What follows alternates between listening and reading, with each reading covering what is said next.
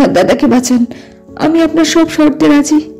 আমি জানতাম সুন্দরী, তোমাকে আমার কাছে আসতেই হতো, বুঝলে? রাজু বেটা, যা যা হসপিটালে যা, ট্রিটমেন্ট চালাতে বলকে যা, খরচা যা লাগে সব আমার, এই নিবারণ ঘোষের।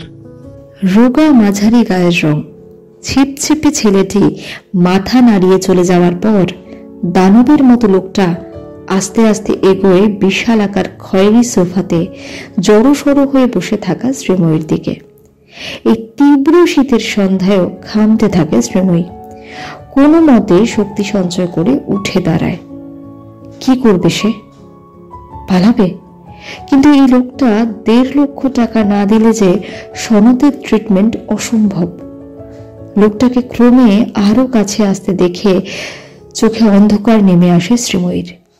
মাথা কাজ করে না, শরীর অবশ, অসাড় লাগে, মনে হচ্ছে এক্ষুনি জ্ঞান হারাবে শ্রীময়ী।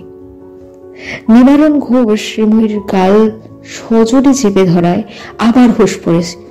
নিবারণ ঘোষ শ্রীময়ীর গাল দুটো সজোরে চেপে ধরায়, আবার হুঁশ ফেরে শ্রীময়ীর। শ্রীময়ীর গোলাপি ঠোঁটে হাতের বুড়ো আঙ্গুল বলতে থাকে 50 ঊর্ধ্ব দানব। গা গুলিয়ে ওঠে শ্রীময়ীর। এ কোন পরিস্থিতিতে এসে দাঁড় করালো জীবন, ভাবতে পারে না। সজোরে কামড় বসায় লোকটির আঙুলে, কিছুটা পেছন দিকে ছিটকে আসে নিবারণ। ঠিক আছে বিউটিফুল, ঠিক আছে, তবে আর বেশি দিন তুমি আমাকে এভাবে দূরে ঠেলে দিতে পারবে না। রবিবার আমাদের বিয়েটা হোক আগে, তারপর।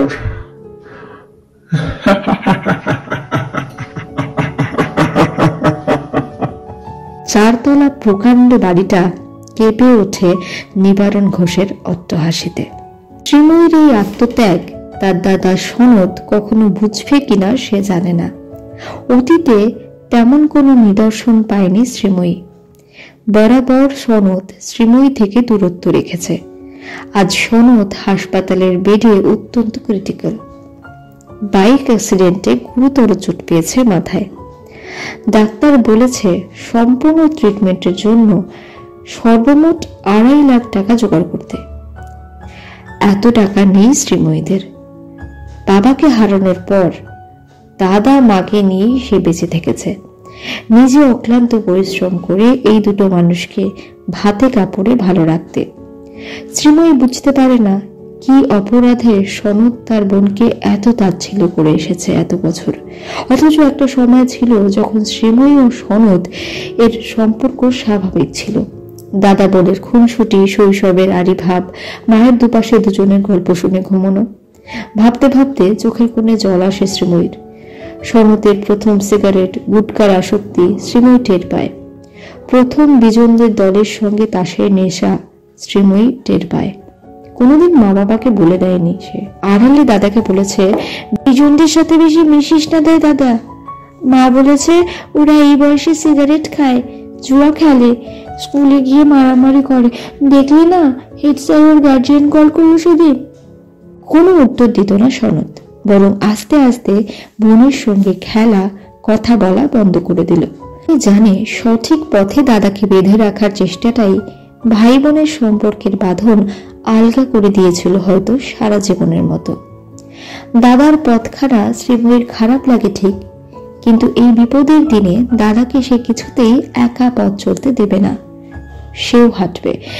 নিঃস্ব মানুষের ঈশ্বরের নিঃস্ব করে দেওয়ার পরও আরো কত কিছু কেড়ে নেওয়ার বাকি থাকে। দাদার চিকিৎসার জন্য শ্রীময়ী রাজি, ওই মাফিয়া মাস্তান নিবারণ ঘোষকে বিয়ে করতে। বিয়ের আর কয়েকটা দিন বাকি। ঠিকই তো, সবকিছু তো আর নিজের হিসেবে হয় না। এই এত বড় ব্রহ্মাণ্ডে সে এক তুচ্ছ নারী।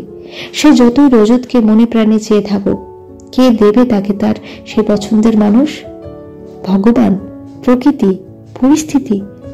নিজেকে বোঝায় ভালোবাসা আসলে মরীচিকাই তো। দূর থেকে মনে হয় কত সুখ, কত প্রেম।